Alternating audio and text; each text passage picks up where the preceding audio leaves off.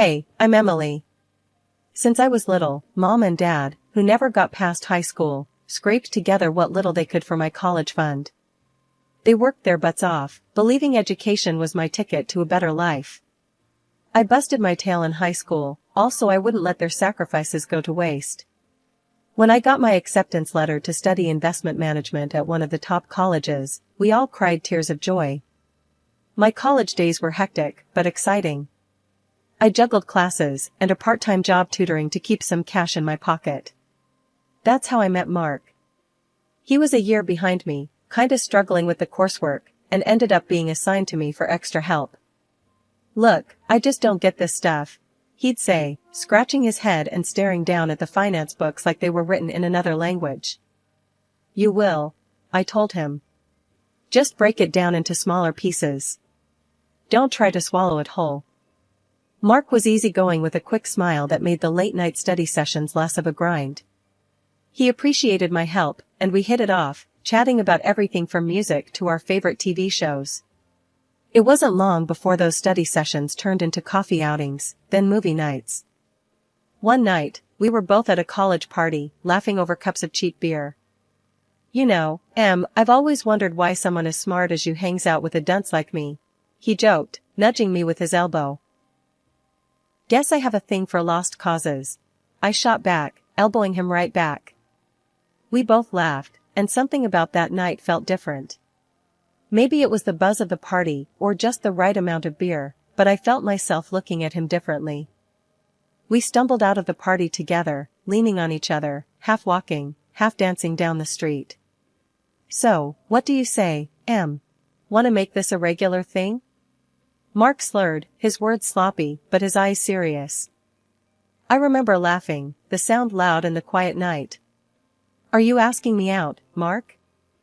"Yeah, I guess I am," he said, and there was a challenge in his tone, like he dared me to say no.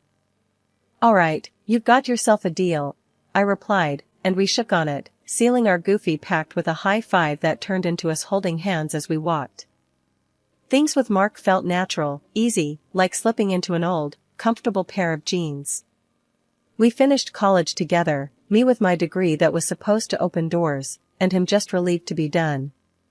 Our relationship wasn't just built on love, it was built on a deep friendship, the kind you don't find every day. After we tied the knot, things kicked off pretty well for me career-wise. I landed a killer job right out of college, thanks to my knack for numbers and a bit of hustle. The pay was good, the benefits even better. Mark, though, wasn't having the same luck. He bounced around job interviews like a pinball, each time coming home a bit more deflated than the last. One evening, I came home late to find him slouched on the couch, staring blankly at some job postings on his laptop. "Any luck today?" I asked, dropping my bag and kicking off my shoes. He glanced up, a forced smile, not quite reaching his eyes. "Nah, same old, same old. I guess I'm too stupid." "Hey, don't talk like that. You're just in a rough patch." I squeezed his hand, trying to transfer some of my optimism to him. "Look, why don't you take a break from this? Let's go grab a bite. My treat." Mark closed his laptop with a sigh. "Sure, why not? Not like I've got interviews lining up or anything." We ended up at a small diner around the corner, a place we frequented when we first moved in together. As we slid into our usual booth, Mark's mood seemed to lift a bit. The waitress, a middle-aged woman with a no-nonsense attitude, came over to take our order. "The usual for you too?" she asked, popping her gum. Mark grinned.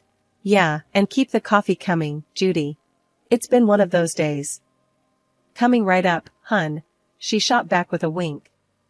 While we waited for our food, I watched Mark play with the sugar packets, lining them up and knocking them down like dominoes. "You know, maybe this is a sign," he said suddenly. "Maybe I'm not cut out for these corporate gigs. Maybe I should think outside the box." I leaned in, curious. "Like what?" "I don't know, something hands-on, something real. Not just shuffling papers and pleasing bosses."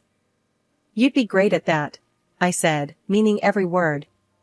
"You're good with people, Mark. Maybe something in sales? Mark chuckled, his eyes lighting up a bit. That might be a good idea.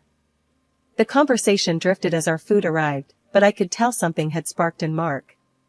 For the first time in months, he seemed to consider the possibilities rather than dwell on the failures. It took a good while, but finally, he snagged a position. Not the dream job by any stretch, and the paycheck? Well, it was nearly half of what I was pulling in. I didn't mind the disparity, I was just glad he found something. But Mark, he took it hard. You could see it ate at him, being the one who brought less to the table. I just never thought I'd be the one being supported, he admitted one night, his voice low, almost drowned out by the hum of the microwave in our tiny kitchen. Hey, it's us against the bills, not you against me. I tried to reassure him, passing him a beer. We're a team, right? Yeah, a team, he echoed, but his half-smile didn't reach his eyes. Over time, though, he seemed to get used to the setup. The weight of paying rent, groceries, and everything in between fell on my shoulders, and I handled it without a fuss. I even splurged on him now and then, fancy gadgets, the kind of clothes he wouldn't buy for himself. Mark got cozy with this arrangement, real cozy. Started pointing out stuff in stores, saying, "Hey, that would look great on me, huh?" I laughed it off, clouded by love, thinking this was just playful banter between us. My colleagues at work saw it differently. He's getting a bit too comfortable, don't you think? They'd hint after I shared stories over lunch. I shrugged off their concerns, figuring they just didn't see the full picture of our marriage. He's been through a rough patch, it's my turn to spoil him a bit. I'd defend him, keeping my tone light. Just when I thought we had our lives on a steady track, the unexpected whacked us upside the head. The investment firm where I was making waves suddenly crashed, bankrupt, out of the blue. I came home that day, my head spinning, papers from HR, clutched in my shaky hands. "Mark, you won't believe what happened," I said as soon as I walked through the door. I was met with the sight of him on the sofa, gaming controller in hand, mid-game. He paused his game and looked up, brows knitted. "What's up, babe?" "The company, they're done. Bankrupt. I'm jobless." He sat up straighter, the seriousness of the situation cutting through the usual homecoming chit-chat. "What? But you were just talking about a promotion last week." "Yeah, well, so much for that." I tossed the papers on the coffee table, a mix of severance info and legal jargon. "Everything's gone to hell, just like that." Mark set his controller down and came over to me, his expression a mix of concern and disbelief. "Emily, that's crazy. What are you gonna do?" I sank into the couch, the weight of the news anchoring me down. "I don't know. I need to start looking, I guess. But who's gonna hire someone from a tanked firm? It's like I've got the plague now."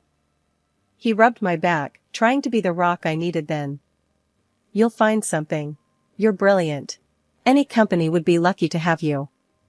But weeks turned into months, and every interview ended with some version of "we'll be in touch," which really meant "don't hold your breath." The rejections piled up, slamming me with doubt and worry. One evening, after yet another "thanks, but no thanks," I vented to Mark over dinner. "It's like I'm toxic, Mark. Today, one guy actually said, 'Sorry, but we can't risk someone associated with that kind of failure.' As if I personally ran the company into the ground." Mark shook his head, stabbing at his food. "That's bull. They don't know what they're missing." "Yeah, well, apparently they think they're dodging a bullet," I muttered, pushing my own food around my plate.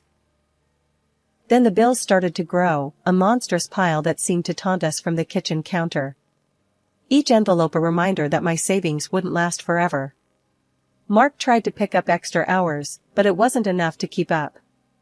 One night, as I was crunching numbers, trying to make sense of our dwindling finances, Mark came into the kitchen, a sheepish look on his face. "So, about the bills." I didn't even look up. "What about them?" He shuffled his feet, a sure sign he was nervous. "Well, it's just, I'm not pulling in much. Maybe we should cut back some more. Maybe we could move to a smaller place? Or sell the car?" I stared at him, the reality of our situation washing over me in a cold wave. We're really in it, aren't we? Mark nodded, coming over to wrap his arms around me. We'll figure it out, Em. We always do. Weeks of fruitless job hunting ground me down, each day chipping away at my savings and hope. The money was running out fast, and Mark, who had grown used to a comfortable life, now shouldered all our bills. This shift brought out a side of him I'd never seen before. One night, he exploded. You're just sitting around all day, doing nothing.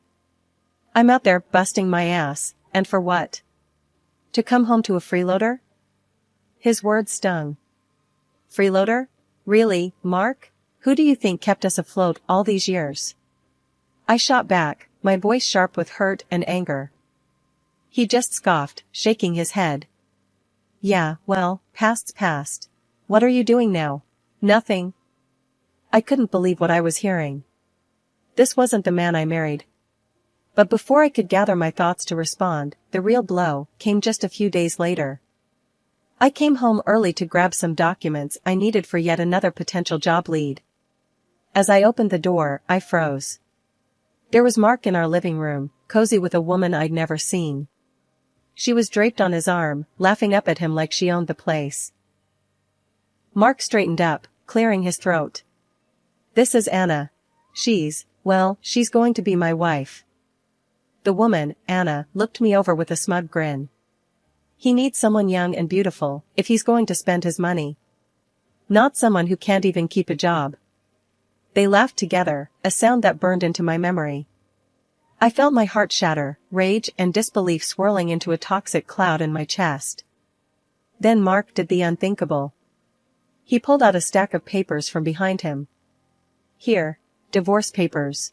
I think it's time you moved on, Emily. Without saying another word, I took the papers. My hand shook as I signed them, each stroke of the pen severing the last ties I had to the man I once loved. I packed my things, my movements robotic. As I zipped up my suitcase, Mark and Anna didn't even pause their celebration. The contrast between their laughter and the tight, painful lump in my throat was too much. Walking out of that apartment, suitcase in hand, felt like stepping into a void. I had no job, no husband, and suddenly, no home. The morning after I left Mark, I woke up early, feeling displaced, but determined to start over. I had spent the night at a cheap motel, the kind where you pay cash and no one asks questions. I knew I needed a plan, fast. After a stale coffee and a dry muffin from the motel's vending machine, I walked the streets, aimlessly at first. Then, I remembered a beauty salon nearby, a place I used to frequent back in better days. The owner, Linda, had always been kind to me.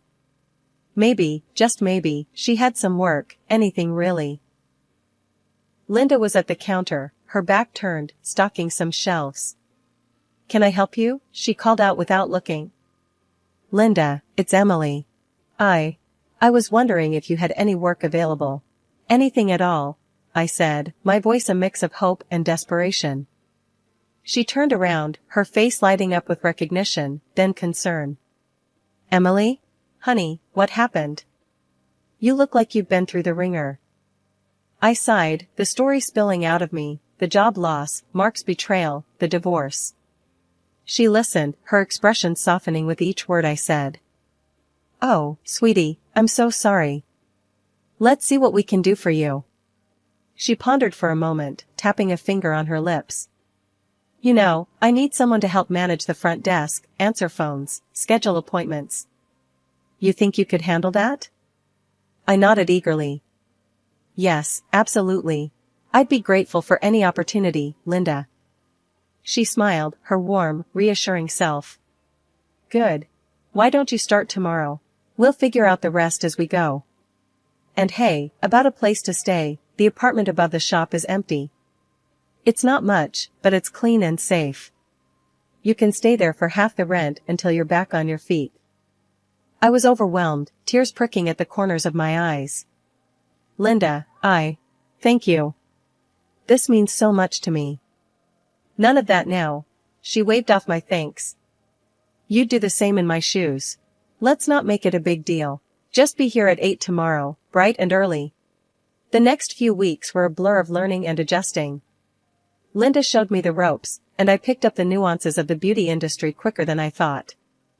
It was like I was slowly piecing myself back together, finding a new purpose in a place I hadn't expected. Mark and my old life seemed like a distant memory, a bad dream that had loosened its grip on me. I worked hard, stayed late when needed, and slowly, I began to feel whole again. But it wasn't just about surviving anymore, I was starting to thrive. Linda noticed too. "Emily, you've really turned this place around," she said one evening as we were closing up.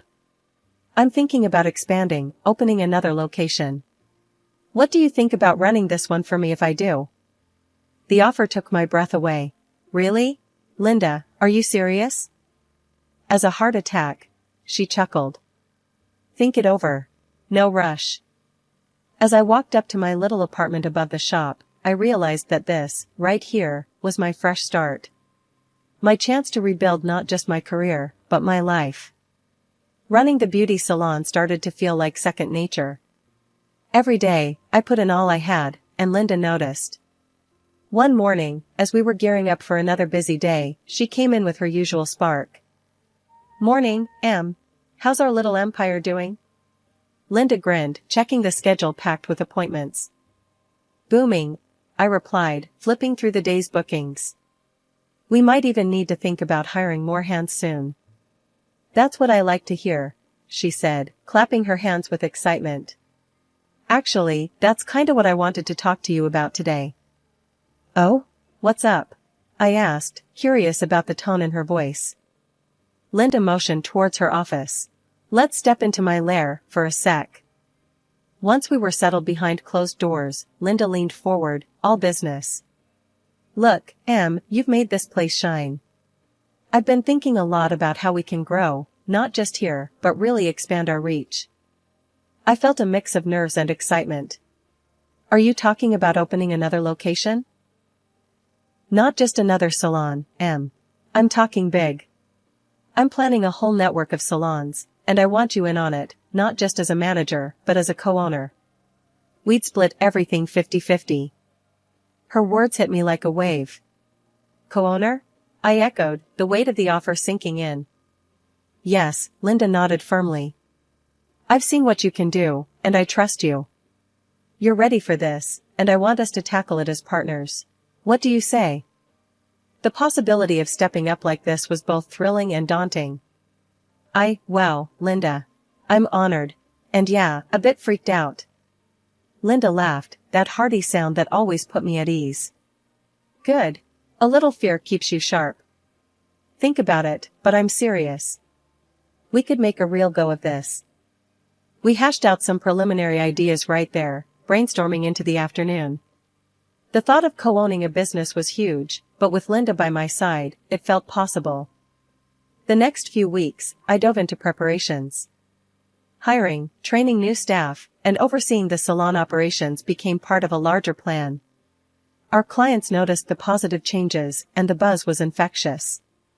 Linda and I spent evenings at a local cafe, laptops open, plans sprawling across the table. We talked leases, decor, branding, every detail of our expansion. Finally, the day came to announce our plans to the staff. Everyone gathered around, excited and a bit anxious about the future. "Ladies and gentlemen," Linda started, her voice brimming with pride, "thanks to your hard work, and especially Emily's leadership, we're expanding. And Emily here isn't just going to be your boss. She's going to be my partner in this venture. We're in this together." The team cheered, and I felt a swell of pride and determination. This was my shot, our shot, to build something lasting. It had been 7 years since the divorce, and life had moved on. I was in one of my salons, chatting with Mrs. Peterson, an elderly client who loved getting her hair done here every month. We were laughing about something trivial when the door swung open, and there he was, my ex-husband, Mark, with Anna, the same woman he had left me for. I stiffened, but before I could say a word, Mark burst out laughing, loud enough for everyone in the salon to hear. "Look at this, Emily has become just a simple hairdresser. What a waste of all that fancy education." Anna chimed in, her voice dripping with disdain. Yeah, what a total loser. Guess the high-flying job didn't work out, huh? The room fell silent, the air thick with tension. I felt every eye in the place on me, waiting to see how I'd respond. But before I could gather my thoughts, Mrs. Peterson stood up from her chair, her cape still draped around her. She pointed a manicured finger at them, her voice sharp as attack. You two ought to shut your mouths. This woman here, she waved her hand at me, owns not only this salon, but a whole chain of them. She was just named one of the most successful young entrepreneurs in the country. Mark's laughter died in his throat. He looked like he'd been slapped. Anna's face went from mocking to shocked in an instant. And another thing, Mrs. Peterson continued, her eyes narrowing. I live next door to you clowns. Mark, you're hardly ever sober, and you get fired from your job so often it's a wonder you have any work at all. Mark's face turned beet red, from embarrassment or anger, I couldn't tell. He grabbed Anna's arm, muttering something under his breath about leaving. As they headed towards the door, Anna suddenly whirled around and stormed back in, Mark trailing helplessly behind her. I want my hair done here, and I want you to do it, Emily, Anna declared, standing defiantly in the middle of the salon. Her voice was loud, her tone brazen, as if challenging me directly. I raised an eyebrow, taking in her audacious demand. Sure, I can do that. It'll be $250 for a cut and style with me. Her confidence wavered, her eyes widening at the quote. What? I'm not going to spend a quarter of my salary on some hairstyle. Mark, looking defeated and embarrassed, tried to pull her away again. Come on, Anna, let's just go. They left for good this time, with Anna still muttering under her breath about the prices. I watched through the window as they got into an old car that looked like it had seen better days. As the days turned into weeks, the incident with Mark became just another story that added to the rich tapestry of my life's unexpected turns. The salons were thriving, and with each passing day, I found more reasons to look forward with optimism rather than backward with any regret. One crisp morning, while I was arranging the new line of organic hair care products on the shelves, Linda strolled in, her eyes bright with what I knew was another big idea. I'd been thinking about how we can expand our brand. What do you think about starting a training academy right here in the salon? We could teach the next generation of stylists, pass on what we've learned. I paused, considering the idea. It was bold, like most of Linda's ideas, but it made sense. That sounds amazing. We've got the space, and it could really set us apart from the competition, I replied, my mind already racing with the possibilities. Exactly my thought. Linda clapped her hands, her enthusiasm infectious. And I want you to lead this project, Em. You've got the knack for this, and I trust your judgment completely. The idea of leading such a significant new venture was both thrilling and daunting, but I felt ready for the challenge. I'd love to, Linda. Really, it means a lot that you trust me with this. We spent the next few hours sketching out what the academy could look like, discussing everything from curriculum to licensing. As we talked, I realized how far I had come, from feeling defeated and alone, to charting the future of a business I co-owned. Later that day, as I was tidying up after a busy afternoon, one of our regular clients, Mrs. Harper, approached me. She had been coming to the salon since we opened this location and had always shown an interest in the business side of things. Emily, I've been hearing great things about what you're planning, she began, her tone earnest. You know, my granddaughter is finishing school soon, and she's got a real passion for beauty. Maybe she could join your academy? That would be wonderful, Mrs. Harper, I said, genuinely pleased. We'd be honored to help her start her journey. Once we get everything set up, let's make sure she's one of the first students. Mrs. Harper beamed. Thank you, Emily. It's young women like you who inspire her. She talks about how you turned things around and made a success of yourself. Hearing that filled me with a warm glow of pride and a sense of responsibility. We try to inspire where we can, I replied with a smile. That evening, as I locked up the salon, I thought about the future. There was so much potential, so much yet to achieve. The road hadn't been easy, but every challenge had strengthened me, every setback had taught me something valuable.